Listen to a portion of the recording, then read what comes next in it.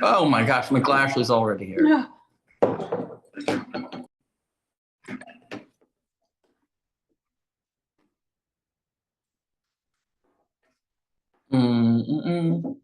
Oh, am I being in the center now? Yes. Oh, You're center stage, baby. oh my goodness. Put my elk on. And then there we are. Right. yeah. Yeah. You have to turn your video on. Start video. There we go. There you go. Okay, honey. There you go. You go. Thank you. Love you. Hello. I have a wonderful wife, just so everyone. You do? You would tell us. What were you gonna say? An Eshet Kyle. An Eshet Kyle Miemsa. I have a wonderful wife, a beautiful wife, an Eshet Kyle. Aisha is woman. Right, a woman of valor, me Miemsa, who can find? Oh, you know, speaking of women of valor, I just came across the other day the Sword of Judith. And I was thinking about creating a little maybe a like a challah knife or something that would be representative of the Sword of Judith. Okay. You know, something kind of nice to decorate. I think that would definitely work. Right. And so I'm gonna step away for just 1 second because people are drifting in, and I wanted to get this book about up and ready for us to show, and I'm not sure if I have it. Okay, thank you very much, honey. You can go back and rest. I love you. Bye. Oh boy, it's gotta be here. What about this road? It's a book about. It's a book about all different about invisible ink. Oh, there it is. It's gotta be. There it is. I found it was literally the one that is hiding behind the post that I can't see.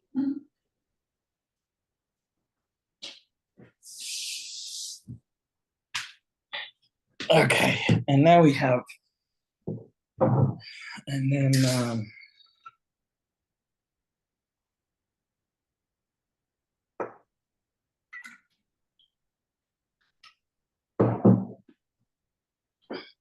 all right.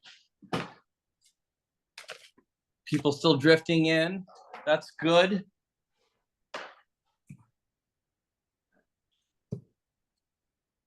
Oh. So I went and I was just at in Rhode Island there visiting my daughter who's at the culinary school, and they have a culinary museum there, which was amazing, and they had lots of different displays of you know, the culinary histories of various cultures, and they had a pretty large Jewish section, which was like, you know, kosher Chinese food and things like that. It was really fascinating.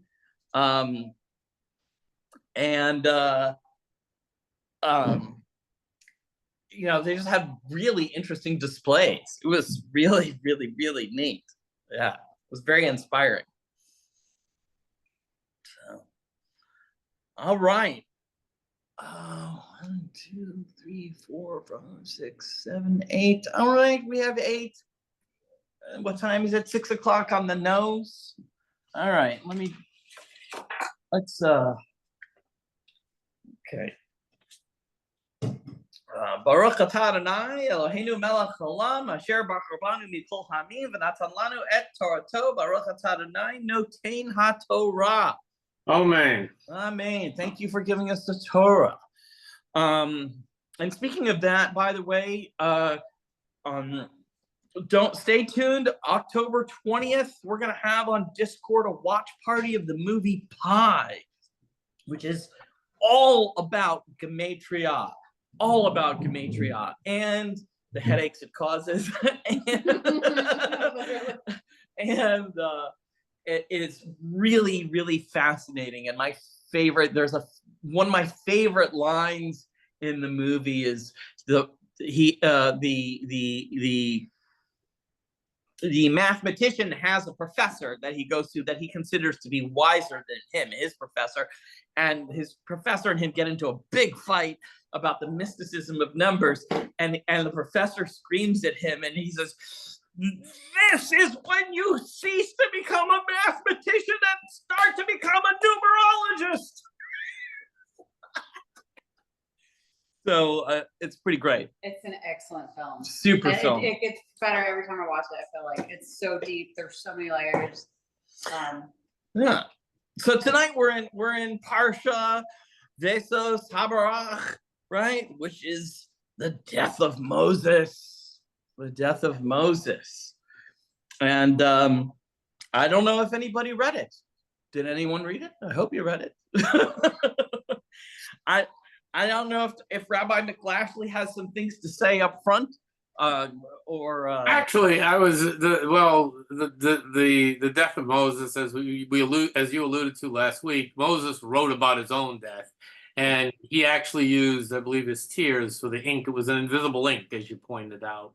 Yeah. And that was so who wrote about Moshe Rabbeinu's death? Yeah, that was what I actually did. I did some research concerning what we had talked about earlier, and I came up with an excellent Devar Torah, a Halloween Devar Torah. Okay, a Devar Torah, for those that don't know, is like a speech, a little explanation. Right, like a sermon, but it's a Halloween Devar Torah. Yeah. What's really interesting is there's something called with Yom Kippur, which is the Day of Atonement that's coming up. This Friday is Erev Yom Kippur, that's the Eve, so it falls out on Saturday, Shabbat this year. And what's really interesting is that in the Torah and what would be called generally the Old Testament, it says that, and this is from Eish HaTorah, and Eish HaTorah, they have that means fire of the Torah. And I had some connection because my first year of rabbinical school was in Israel. And that was back during the days when Reb Noach Weinberg was the dean. We call it the Rosh Yeshiva, was the dean of the seminary. So Eish Torah, they have a good reputation as representing traditional orthodoxy. And to get to the point here, so we have Yom Kippur coming up. Now, how does this tie in with Halloween? Well, I'll get there. In the Yom Kippur service with the two goats, it was called the Seir La'azazel. Okay, they're taken and they're pushed off a cliff, the Egla Rufa. I mean, they are really brutalized, these poor goats. And in the Mishnah, in Yoma, actually in the Mishnah, it teaches that they were dashed to pieces before they even made it halfway down the cliff. Okay. Now, the problem with this is that the Torah forbids cruelty to animals. It's called Tsar Balei Chayim. Causing suffering to any living creature is forbidden in the written Torah. Not only is it forbidden, but even for people that want to serve God, righteous people who are not Jewish, they have in one of the commandments of Noach, we call it the 7 commandments given to Noach, the Sheva Mitzvah Noach. They have a specific commandment dealing with Aver Min HaChai, not to eat flesh from a living creature. Because in ancient times, ripping a limb off a cow and roasting it was like picking an apple off a tree. So they actually, different times, really barbaric. But you'd say, well, why would that would never happen today? But it's considered that whether you're Jewish or not Jewish, doesn't make any difference. You're supposed to treat God's creatures with a certain degree of respect. So the question is, how do you explain the Seir L'Azazel? Okay, the goat that's pushed off the cliff and dashed to pieces before it makes it. Now what's really interesting is Azazel. refers, this is where it gets really weird, folks. Azazel refers to the Satan. Yeah, What it Zazel refers is to. like is the wilderness, or where or it could be a demon. Sometimes is what people think. It could be. It's a word we're not entirely From sure. Asia Torah, from their website. I'm just going to read this. The answer is that this is exactly the point of Yom Kippur. The Torah teaches us that the scapegoat carries Israel's sins with it to the desert, to the Midbar, right, to the desert. It's in Vayikra. Anybody who wants Vayikra, Leviticus. I'm sorry, Leviticus 16:22. We are somehow giving a gift to the Satan. This is from Asia Torah. I'm reading this. Oh, you're not allowed to do that. You can't do that. That's the question. You can't do that. That's the question. Here, I don't know if you can read it from here, but I'm reading it right from the Asia Torah. Well, I'm gonna take that. So I'm like, wait, and I have an argument today. I just called my another Scots-Irish rabbi, Rabbi Herschel McNabb, that my wife and I are very close with the family of they're Orthodox Scots-Irish Jews, and I said, oh, wait, just back up a second. I won't even kill a chicken when they do kaparot, as I said. I won't even do that. I use money and to do the atonement. There's a thing that we do: swing a chicken around our head, and as an atonement for sin. And I won't do that to the poor chicken. I mean, I use money instead, and so does Rabbi McNabb, for that matter. Because go ahead. Yeah. I mean, I'm just telling you that this is something that is done in the Orthodox community. You go around before Yom Kippur. So, are we really serving Satan this one day a year? That's my question. Well, I have an year. answer. I have an answer to that. Okay. Actually, because and I'll tell you where I get my answer from. Okay. And it comes from the literature that we have about exorcisms and how to perform an exorcism in the Jewish tradition. And in that, if you read things like Sefer what's Yesod, the Rose. God, I can't remember. Yes, it talks about that you can negotiate with the malevolent force, and you can give them anything except you may not burn incense for their benefit. You can entice them with things like money or food or offerings, but the one offering that is explicitly mentioned is that you may not do incense for its benefit. And that means that you can do incense to chase it away, right? But nothing pleasing. That's where I would get that from, but I'm not sure exactly where. I would have to look that up. Well, I'm going to use what they have here in Asia Torah, Rabbi Yosef Ber Soloveitchik. Rabbi Soloveitchik, great rabbi, Zichron Tzadik L'Bracha. Of blessed memory, that means. A righteous, when you say a righteous person of blessed memory. Tzadik, Zichron Tzadik L'Bracha. So used to explain, this is the way he explained it, based on an incident which occurred to him personally. Because I was having a debate when I was talking to you earlier. There was another rabbi there that I was talking to. You probably overheard us having the discussion on this. And I was like, no, count me out. I mean, for one day a year, I'm not going to join Anton Zander Levey. Okay, I'm just not. I'm not going there. Count me out. I said, this doesn't make any sense. It's a really problem thing that, I mean, whatever Azazel is, if you want to relate it to the Satan, or you want to relate it to a malevolent force or a demon or whatever you want to call it, I mean, hell, man, that really beats stamping a mug and dove it on a penny by a country mile. So Rabbi Soloveitchik used to explain it based on an incident which occurred to him personally. It says one day he was studying in his study, And he was about to begin an especially intricate topic. He was studying something that was very difficult. And he went out to tell his wife that he should not be disturbed by any visitors. Rabbi Soloveitchik said, anybody comes to the door, just send them packing. I'm not here. So what happened is that not long after that, the rabbi's attention was jarred by a knock on his study door. He answered and in came an ani. An ani is a poor person, a pauper, okay, who regularly came to the rabbi for charity. Rabbi Soloveitchik said, didn't my wife tell you not to disturb me? And the pauper explained, well, I come every year, and I was sure you wouldn't mind.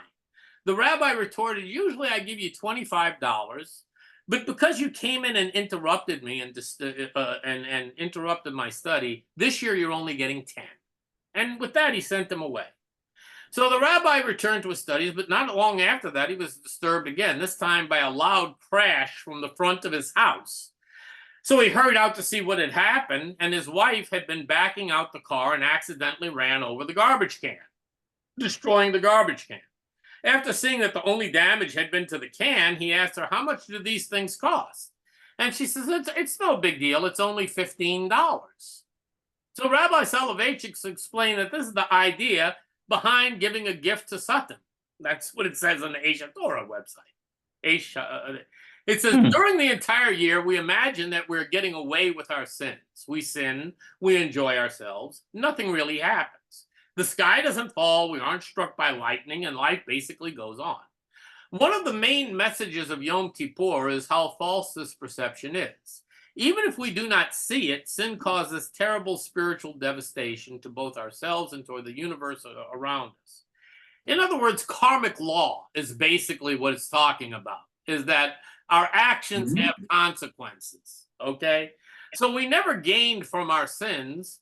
The fleeting pleasure we might have thought we benefited were far offset by the terrible destruction we brought upon ourselves. Just as the $15 the rabbi thought he was saving was soon collected in some other way. This is why we give a gift to the Satan. The gains we thought he granted us when we indulged ourselves, we send off and return to him. We say we don't want. In other words, giving the devil his due. That's where this probably is came from. Right? Yeah, right. Yeah. We want nothing of the pleasure and benefit. We give them back and wash our hands of all of our sinful behavior. So this is likewise one possible reason why the scapegoat is killed in such a destructive manner. It teaches us how destructive our actions were. We thought we were getting away with something. Our sins were just as cruel to the entire universe, to God's creation, as we must now be to the scapegoat. And only through this painful process of destruction and realization can our sins truly be expiated. And my argument with the rabbi was talking to in Hebrew when I was talking to you, I says, but hold on a second. There's a principle that every rabbi knows called a mitzvah haba'a ba'avera. A good deed achieved through transgression is puzzle, is invalid. For example, I steal money to give, like Robin Hood. I steal from the rich to give to the poor. I'm not giving tzedakah, but I'm still stealing. And God told me, lo tignov, you can't steal. So I can't steal even for a good purpose to do a mitzvah with. The good deed. It's nullified. Nullified, right? So I said, you have in the Torah, Tsar Balei Chayim, you cannot mistreat or be needlessly cruel to any living creature. And you're doing this to this poor goat. I don't understand how that doesn't run afoul of the concept of mitzvah ha'avera, which is puzzle, you know. But anyway, I'm still studying this and struggling with it. But I figured that's a great Halloween Devar Torah, because of giving an offering to an evil spirit. The devil too. Yeah. Yeah. If that doesn't fit in with Halloween, what the? Perfect. Well, there's another thing in here actually that fits in with the book that we were just talking about. There's a line right in here that I want to point out just specifically for Faith and Lolan, who are here right now, I think, which is that, what is it? It's 33 verse verse 25. May your borders be sealed like iron and copper. Because we were just talking about iron, and we were talking about, now Rabbi McLashley, you know about this. We just read the Fae chapter, in the big book of Halloween, and everyone was saying how iron is one of the repelling, substances to Fae. And Barzel and Nechoshet. Barzel, I think, is iron. Nechoshet is copper. yeah, right. Yeah. So there you go. We have the same thing. Here it is in our culture too. There you go. It's iron. Iron's a good anti-malevolent force thing. Even the fairies respect it. Yeah, the Fae. Yeah. They get out of Dodge with iron. Yeah. Here. Did you? Any Irishman knows that. Oh yeah. Yeah. I told everyone I caught this in the woods in the oak grove. Yeah, this Fae here. So yeah. He screwed with the wrong guy, obviously. So I also want to let's touch on the little invisible. Can we touch on the? Are we good with this? Can I touch on the invisible ink? Okay. So if you guys notice, right, the last 8 verses, it talks about the death of Moses, and there he is. He's narrating his own. He's the person who has supposedly wrote this book, right? Wrote this whole thing. He wrote it, right? Through, God spoke through him and he wrote it down. And it's supposed to be that he wrote every single word, including these last 8 verses. So rabbis struggled, and people struggled saying, well, how did he do that? And as Rabbi McLashley said, well, the answer is with his tears, which is invisible ink. Now, so I studied a lot about invisible ink, and if anybody wants to know about the history of invisible ink, this book is the book. This book is the Torah of invisible ink. Okay, it is the history all the way back to Herodotus. It goes way back, and it turns out so in Judaism there are prohibitions against. I wrote this thing against doing work on the Sabbath. The sages ruled that the performance of work includes writing. Okay, so but were they aware of the questions about revealing something that had already been written, right? And so if something was written, say, in invisible ink during like a Wednesday, could it be revealed on the Sabbath? And the answer is in what's called the Palestinian Talmud. We have the Jerusalem Talmud and the Babylonian Talmud. Yeah, and it describes a type of invisible ink employed by the wise men, Hakameh, the wise men of Medenha.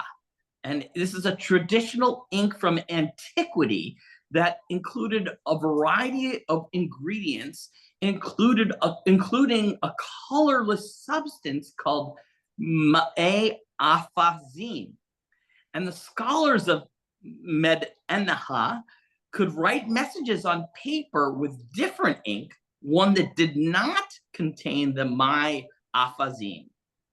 Rather, the ma'e afazim was embedded in the paper. And then the recipient of this seemingly blank piece of paper could make the writing appear by pouring a specially prepared ink on it that lacked ma'e afazim over the paper. And then upon coming into contact with the ma'e afazim that was already embedded in the paper, the letters would be formed by the invisible ink. It would become very legible and clear. And I think that's like super cool. So the question then as I said before, right? Like, who wrote this, the last 8 verses?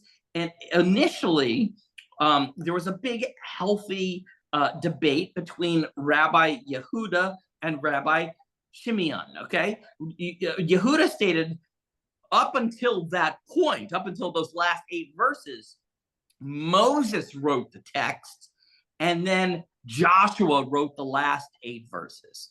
But then fight breaks out. Rabbi Shimeon says, no, that's unacceptable. Can we imagine a single scroll of the Torah being short, one word? No, we must say that up until this point, God dictated and Moses repeated the words and wrote. And from that point, God dictated and Moses wrote in his own tears. And so it was Shimeon's view that Moses writes of his own death, but without repeating the words and with tears in his eyes. So there you go. But I thought that was so cool that even in antiquity, they had paper that had already had embedded within it in magic. Okay, I'm going to tell you a magic trick.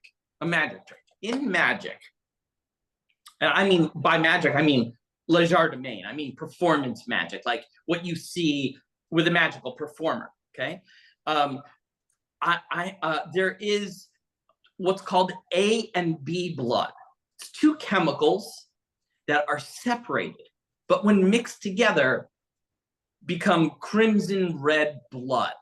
And so what one would do is you would put A on your hand, and you would take a knife and you would put B on the knife, the liquid B on the knife.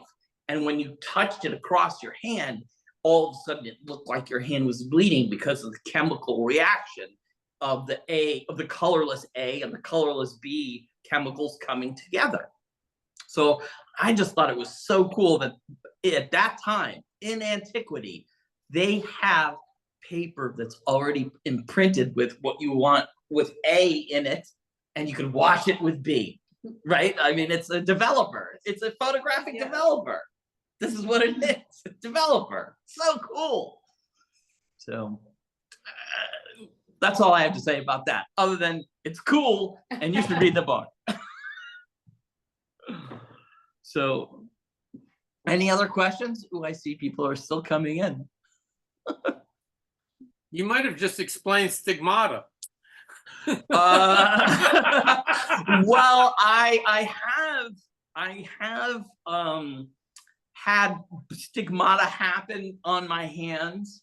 I have recordings of that, and I have recordings of myself with bleeding from my eyes as a sign of stigmata. So yeah, those things, it's for sure. Fascinating though. Put one chemical in one hand, the other one on the other, just bring them together. Instant stigmata. Instant stigmata. Yep. Yeah.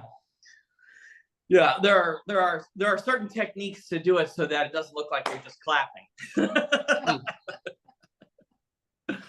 But yeah, I mean, so if you read this last little chapter, which is pretty brief, it's a pretty brief chapter. I want to make sure that everyone understands with what it ends with. So maybe you'd like to comment on that, Rabbi. The last chazak. The last pasuk? The very last sentence. It's customary for the congregation, followed by the leader, to proclaim chazak. Chazak, v'nit chazek. Right. Be strong, and may we all be strengthened. And why is that the custom?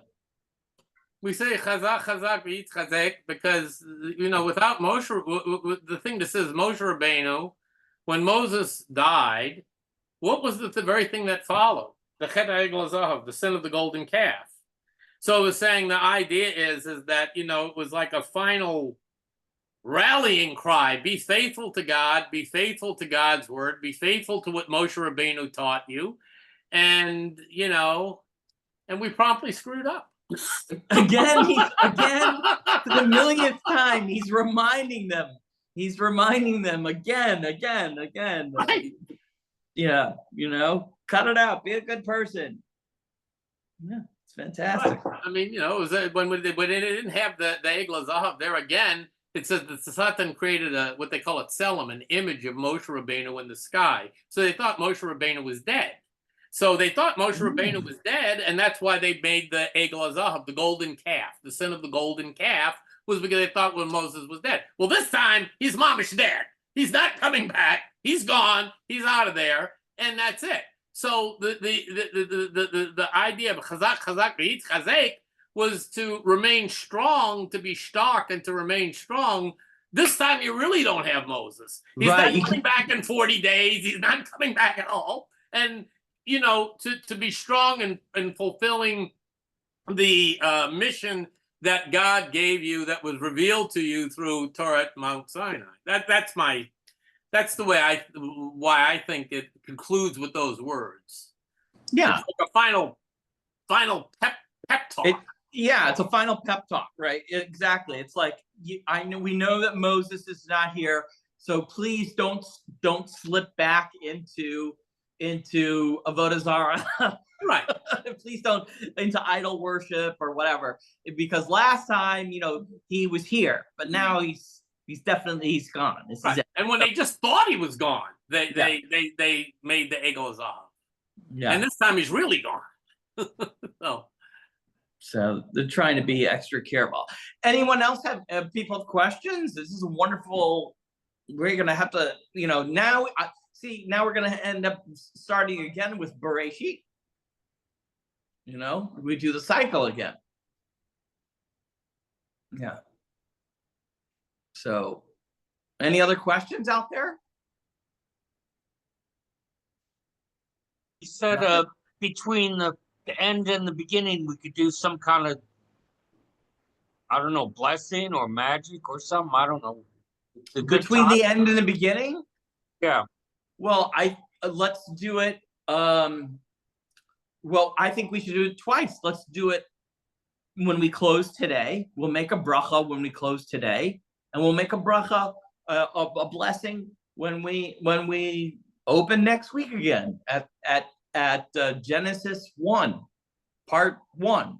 How about that? That sounds like a really great idea. Yeah, yeah. Close the loop. Close the circle, the circle of salt and iron and copper. Wow. Well, all right. I don't know. It's such a sad ending. Sad ending. I know Leah's still choked up. I don't know. She's still mad about the big kick in the balls that Moses gets because he doesn't get to go, and she's still upset about that. You get really attached to the protagonist no matter what their mistakes and flaws are, and you're just like, oh, I want you. You're rooting for him. And but he's got to die. Sometimes he lived 120 years, and he was in good health the whole time. No, I think he had pretty good. But I mean, he's just such an awesome character, and I get choked up at anything like that because heroes are, you know what I mean. Yes, of course. Yeah. I feel you. I mean, I cried when I saw the Terminator dissolve into a puddle of goo. I take a man. Like when every see, I know. That's so great. I ask, why didn't he just ascend bodily into the heavens? Why did he get buried? Why didn't he just, like some prophets, go directly to heaven, the whole body and everything? Right. We have a few that have ascended to heaven. Eliyahu with Elijah, Serach bat Asher, is another one. But Moses, I believe, was supposedly killed died by the kiss of God, by God's kiss. Yeah, so it wasn't. Yeah. What? Say it again. It was called the kiss of the Shekhinah, the divine presence, the divine kiss. Yes. Righteous are taken with a divine kiss. Probably that's the way Howard Stern will go. No, I'm just kidding. Um, yeah. Love it. Bad rabbi, bad. No. I'm surprised that the other rabbi with whom you were arguing Right. didn't throw earlier tonight. Didn't throw back. Didn't crucify me. It's been done already. No. I'm surprised he didn't use our line against you, which is, it's a paradox. Deal with it. He could have said that. So I give him an A for trying, A for effort. Yeah, well, they know if they're gonna sit down across from me, they're in for an argument. They know that. Well, yeah, I'm right there with you. We're on The same team. Rebel. Yeah. Rebel Rousers. Yeah. rabbis. Yeah. Well, questions? Any other questions about this amazing? Oh, someone watched Terminator 2 while cleaning. Any other questions about this? It was a pretty short parsha. Dr. Jeremy, can I ask, what is the rabbi's name? Rabbi McLachlan. Oh, hi, great. Black. I'm Faith McCann. I really enjoy you. You're wonderful. Thank you so much. That's very Funny. sweet. That means a lot Yeah. to me. I appreciate Well, it. no, seriously, I look forward to seeing you again. Thanks. Thank you. Yeah. I really enjoy getting to know you. Well, through we're setting up a Kabbalistic tarot session, and I'm not sure if we're going to do it on Discord or because Rabbi McLachlan is a tarot reader he is an expert tarot reader, and he's also not bad at Kabbalah stuff, knows a thing or two. I mean, he might be able to say a Hebrew word here and there. Well, the way we use it, though, I have to clarify, it has nothing to do with divination or predicting the future. Nothing at all. Okay? What? It has nothing to do with divination or predicting the future. I can't wait. I'm looking forward to this. There's a connection between tarot and Torah. The Torah, the 5 books of Moses, and tarot. And, for example, it's divided into 4 suits: swords, pentacles, wands, cups. And there's different Kabbalistic associations there. The 4-letter name of God, the Yud, He, Vav, He. The 4 worlds in Kabbalah, which is Atzilut, Bria, Yitzhak. There's 4 different angels, Michael, Gabriel, Oriel, Raphael. And then there's 4 elements: Adama, earth; Aish, fire. We would just say Aish Torah. I was just quoting, but Adama, earth; Aish, fire; Mayim, water; and Avira, which means air. And in the Kabbalistic tree of life, as Dr. Jeremy knows, there are what they call Esesifirot, 10 emanations, divine emanations from God. And that's why the suits are numbered 1 through 10. And if you look at the Wheel of Fortune card, they actually have the word Torah written out on the Wheel of Fortune along with the 4-letter name of God, the Yud, He, Vav, He. The High Priestess card, read what the scroll she has in her lap. It has printed on it, T-O-R-A, Torah. Yeah.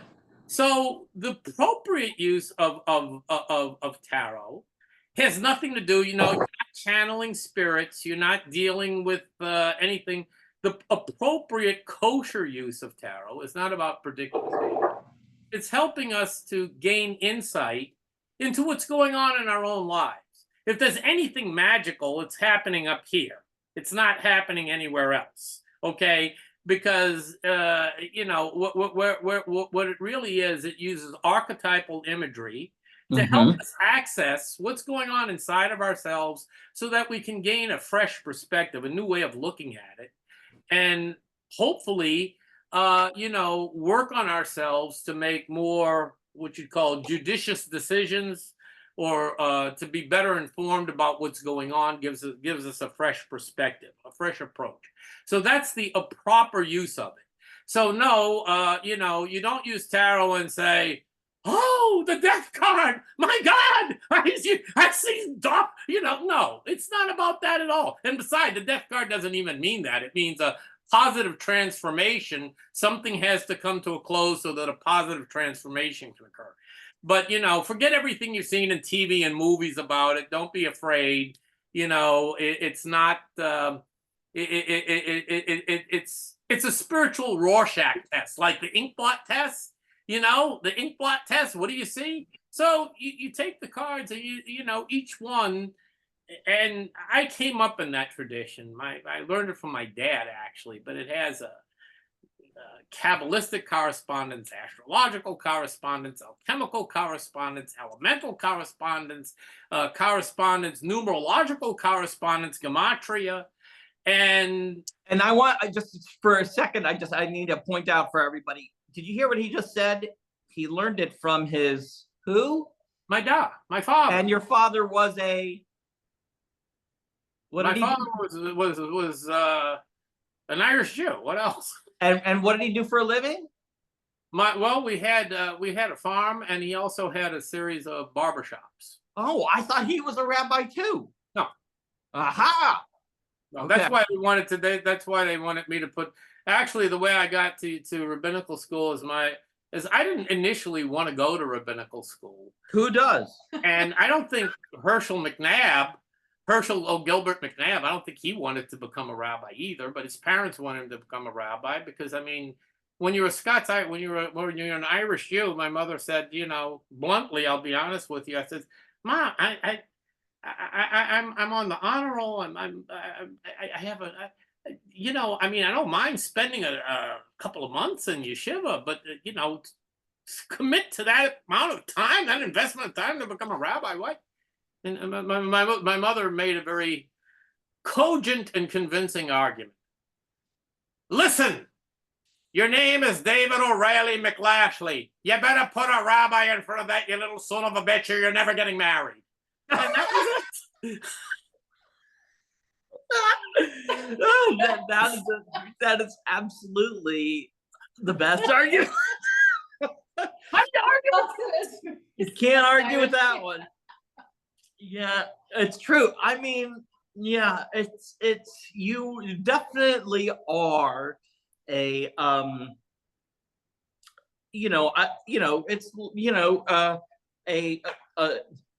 a unicorn. That's what you are. You're a very interesting unicorn. Very rare. Yeah. And speaking of rare, and this is totally off topic, everyone. And I'm so sorry, but I just wanted to let you know. So I went to Rhode Island. My daughter introduced me to a friend of hers from Trinidad and Tobago. So we were sitting at a deli. We were sitting at a fantastic, amazing deli in Rhode Island, and in Providence.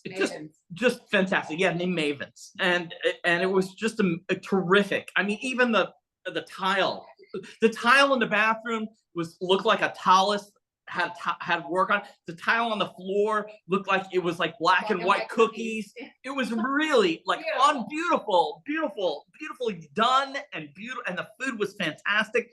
And so she's telling me, this gentleman is telling me about Trinidad and Tobago, and that he says, he said, my daughter chimes in with, there are only 67 Jews in Trinidad and Tobago. And I went, there's got to be more than that. And she's like, nope. And so I looked it up. There's a small Jewish community of about 500 people, and then they said, yes, now there's about 67, which is kind of interesting to me. And the gentleman, the young man who I was sitting across from, says, yeah, well, I was in New York with the rest of my family. And I was celebrating with my father, and because my father has been like the patriarch. Was father or grandfather? Grandfather was like the patriarch of the family, and brought everybody ended up settling around New York because of him, and they were all very grateful. And he went around the room, and Many of the people didn't know each other. And he said, we're all here together, finally. And I just want everybody to know we are all diverse. Even amongst our family, we have so-and-so here who is Christian, and so-and-so here who is da-da. And these two, he referred to his two brothers who were Jewish, wearing the Star of David. So the young man who I was sitting with, he said, you know, like, you know, they didn't know that he had two Jewish uncles from Trinidad and Tobago. So Jews are everywhere. You know? I told you about the thing with Mexican Jews. Colano, there's a group of Jews in Mexico who are descended from Aztec Indians. Did you? Oh, yeah. Yeah. A group of Jews in Mexico, they converted to Judaism during the Inquisition, and they're descended from Aztec Indians. And much like the history that I showed you, DNA when Ireland was Jewish, the history of the Irish Jews, you know, the Mexican Jews, they have an entire community that is descended from Aztec Indian. I don't like to use the word Indian because they're not from India, but Aztecs. They're descended from Aztecs, and you know, they're an Orthodox Jewish community, completely Jewish, respected and acknowledged as such in Israel, and like the Kaifeng community in China. There's a Kaifeng. There's a group of Chinese Jews. It's kind of funny because there's a Chinese Jew, there's a Mexican Jew, and there's an Irish Jew. We're all talking. And this guy comes in with payout and a long black hat and the side curls and the beard and the yarmulke on his head. And all three of us look at each other and say, Shaina Zoe, who's the guy?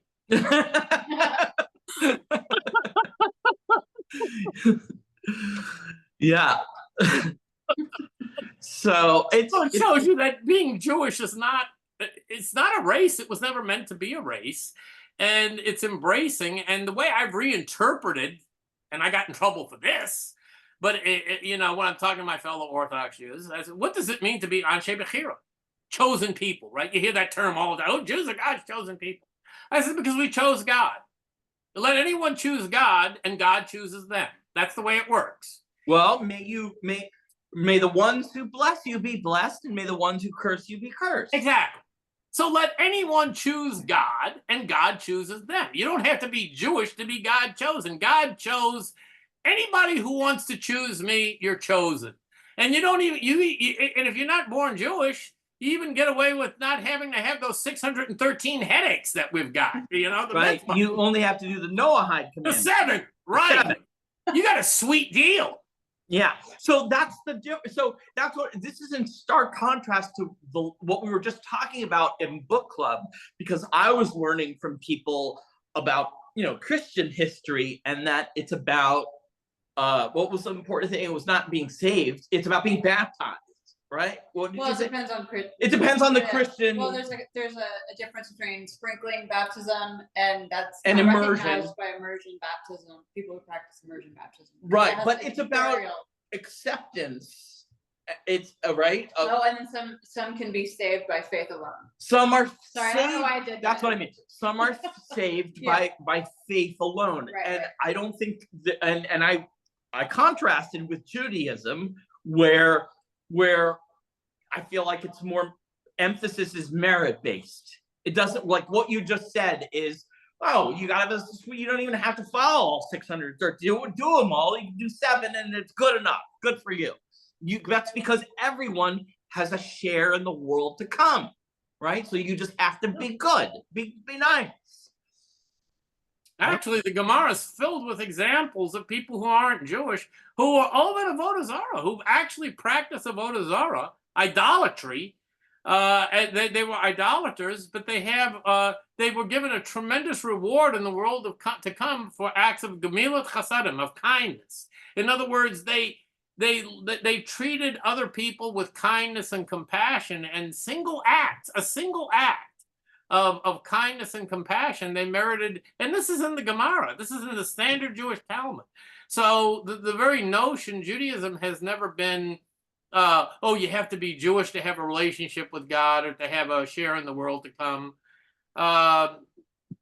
you know, that's anathema. That's totally alien to Judaism. So, Maybe- someone here, Tony has asked, what are the 7 Noahide commandments, and I'll tell them to you. Okay, 1, Yeah. don't worship idols. 2, don't curse God. 3, don't commit murder.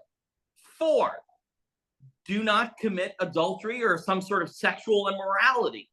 Okay, that's really the 3 laws of Judaism. 5, don't steal. 6, and we just talked about this, not to eat the flesh torn from a living animal. And then 7, to establish courts of justice. So please don't be a cannibal. Please don't be a sex offender. Please don't commit murder. Please don't go to Diddy's parties. Okay? Just be a good person. You know, establish courts of justice, right? You know, there you go. And there's a little Noahide commander right there. There she is. Take a bite out of this kitty. Oh, that's a sweetheart. She's adorable. She's a sweetheart. Yeah. She really is. She really is.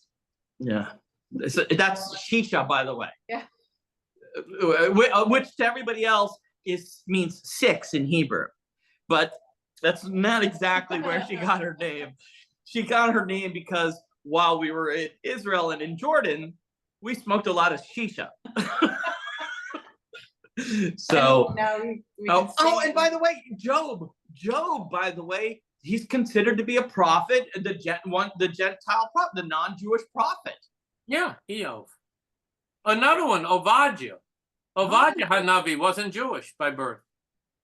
There you go. So, I mean, you had some very spiritually elevated people who weren't Jewish, but they had a very intimate relationship with the Rabbanu Shalom, with God. So, you know, you don't have to be Jewish to have a relationship with God.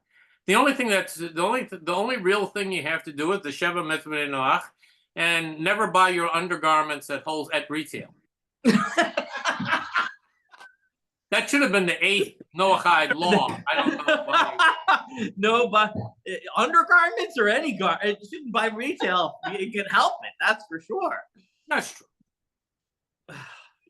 So, are there any other questions before we go? Maybe should we say a bracha for the end? I'll do one in English, and maybe Rabbi McLaughlin can Hebrew it up. And do something corresponding, which is, you know what might be appropriate actually, is the Shechachianu.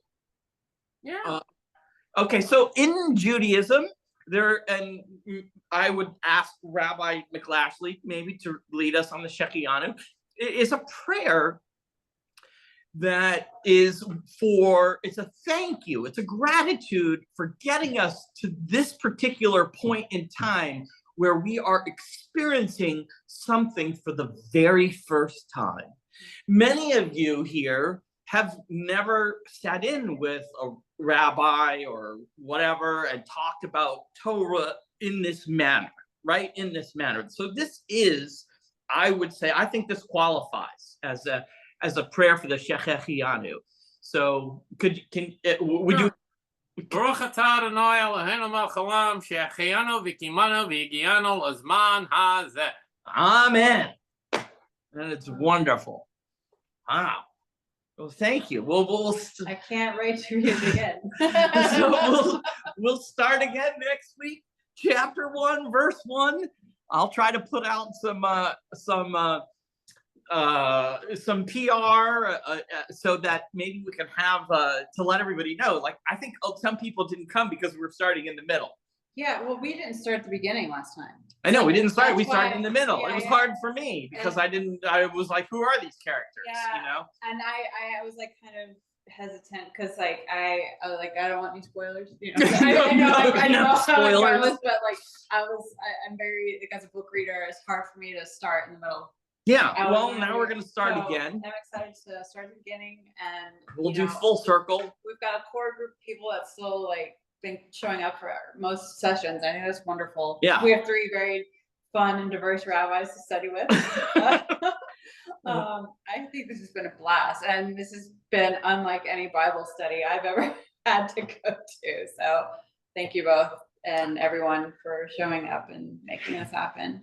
Yeah, thank you. Thank you for showing up. And I'm gonna update the Temple of Miriam calendar with I only went through October, I think, for the first 2 weeks. So now I've got something on my list to do of to take us all the way through to the middle of next year. Is the King James Version Bible acceptable as an English? Is it acceptable? Yeah, for this. It's acceptable. There are a few Yeah. mistranslations there. For example, like just to think of 2, in Isaiah, they translate the word and a virgin shall give birth. The word actually used there is alma, is a woman shall give birth, a maiden. The word, if they wanted to specify virgin, they'd use the word betula, which betula is a virgin. So it's not the same word, but they changed that word, but it fits in better with the concept of virgin birth, which is central to Christian belief. Another example would be a whale. No, the term used there is a dug gadol or a dug gadola, a big fish. A whale couldn't swallow a man. A whale swallows plankton. I mean, they have very small. They really, so so it was actually a big fish. And a whale is a mammal. Can I say, Yeah. having grown up with New King James Version and now reading the Stone Edition with Hebrew commentary, it is complete. I don't want to say completely, but there's mistranslations from Genesis 1:1 and onward, because the usage of the pronouns and how they separate Adam and Eve, and it's not thought of in that your fear of God, the fear of God, the fear of God.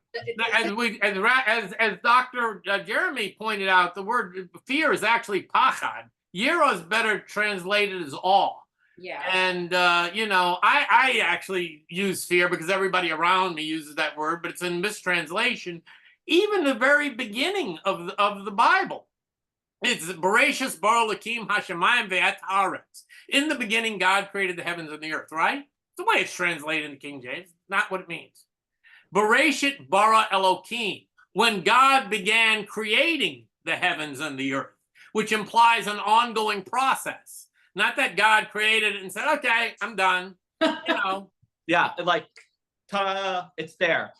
When God began creating, and this is the story of all of that part in the beginning, and it continues on. It's continuing on even now. Well, Even now we say in our prayers, we say Uftavo mechadesh b'chol yom timin maseh v'reshit, which means who in his goodness renews daily the work of creation. And there was a great rabbi, I think it was Simcha Bonim said that if God, because everything was what they call in the Bible, void and without form, tohu vavohu, right? Everything was void and without form. And it says that if God would withdraw his creative power from the universe for just a second, everything would just revert to its primordial chaos. So the idea is if God would withdraw his power for just a split second, everything would revert to its primordial chaos, and it would look like San Diego. No, there's no organization whatsoever. In general, I mean, I think in general, the King James Version is not bad, but I do like. I mean, I like the Korah edition, and we've been using the Stone edition, which I like in particular, and I'll tell you why. It has a lot of commentary on the bottom that is from Kabbalists such as Rashi and really some really great thinkers. So not only will you have the Hebrew on one side and then their English translation, which is different than King James. It also has explanations like where rabbis came in and they said, well, maybe not so much, or this meant that, really, blah blah blah. And you can see in these, so there's quite a bit of that, and I get a huge amount out of reading those commentaries, and that just speaks to the Jewish obsession with annotation and typesetting and commentaries on commentaries on commentaries. You Well, know, it's a dissection of each word, really. yeah, And I think that adds so much to it. It adds the gematria, it adds, that doesn't translate in King James. You're gonna lose all that. but no, I mean, but for reading the story, and having just and participating, yeah, if that's what you got, that's what you got. It's good, good enough. But if you're looking to kind of level up your fun, maybe, I like the Stone edition. I was resistant to it at first. I'll admit I was resistant, but now I'm kind of in love with it. And in fact, my daughter asked me for it, and I said, "No, you take the other one." Yeah, the Rashi commentary. Yeah. There's an excellent book, incidentally, that explains my approach or the system that I learned tarot with, called the Rabbi's Tarot. I don't know if it's you can see. Well, it's going to reverse it, but the Rabbi's. No, it said it did right. It did it right. It did it right. You can, yeah. The other side. There you go. The Rabbi's Tarot: Spiritual Secrets of the Tarot. Book by Daphne something. Daphne Moore, whose mother is Irish. Anyway, so she writes it from the Jewish perspective. And as I want to reemphasize, it's not about divination. It's not about predicting the future. Not about what's telling you is going to happen. It's just about helping you to get in touch with your inner self, to bring yourself into alignment with your higher self. This is more of the like Jodorowsky Jungian approach to tarot, right? And it's also, they're contextualized for you, right? Because we all bring different things to the table. And like I've said this before, an apple to an apple farmer means something that's a lot different than an apple to a man who hasn't eaten in a week. Exactly. Right? So that type of wisdom of putting things in the context of the querent comes really from Rabbi Almoli, who was from the 16th century dream or 17th century dream oniromantic interpreter. And he continually tells you over and over and over, you have to put it in the context of the querents, exactly, their life experience. And the greatest oniromancer in the Torah was Yosef HaTzadik, Joseph, the righteous. Yeah. Yosef was an oniromancer. He did dream interpretation. He even had a scrying bowl. And a scrying bowl is used as a means of, like, I don't know, divine insight or whatever, a metaphysical, magical thing called a scrying bowl. And Joseph had a scrying bowl. And actually, Dr. Jeremy and I talked about that. And my colleagues, my fellow rabbis said, Rabbi McLashley, you're right. He had a scrying bowl, but there's no evidence that he ever used it for scrying. I said, oh, that's true. I have a toaster. I never make toast with it. Absolutely. Yeah. I mean, sometimes people just don't want to see the obvious. What can I tell you? It's there. I mean, right there. What's there is there, and deal with it. That's it. I mean, as a wise man once said, it is what it is. Mm-hmm. That's right. All right, I think we're coming up on 7. We made it, everyone, and congratulations through getting at least. I think we started over 6 months ago, so I think we started in Exodus. Yeah, we started in Exodus, so we missed a chapter. All right, we missed a book. Okay. Well, I tell you, it's such a great group of people here. It's what they call a machaya nefashot. It like resuscitates my spirit. To see all these sweet people here, I tell you, this lady here, this lady here, this guy here, everybody has something to offer. It's great. Thank you. All and right, you're everybody. the greatest of all. Everybody loves you. Well, we'll see you all next week. We'll see you all next week. Okay. All right. Good Bye-bye. night. Great Thank night. you. Bye. Thank you.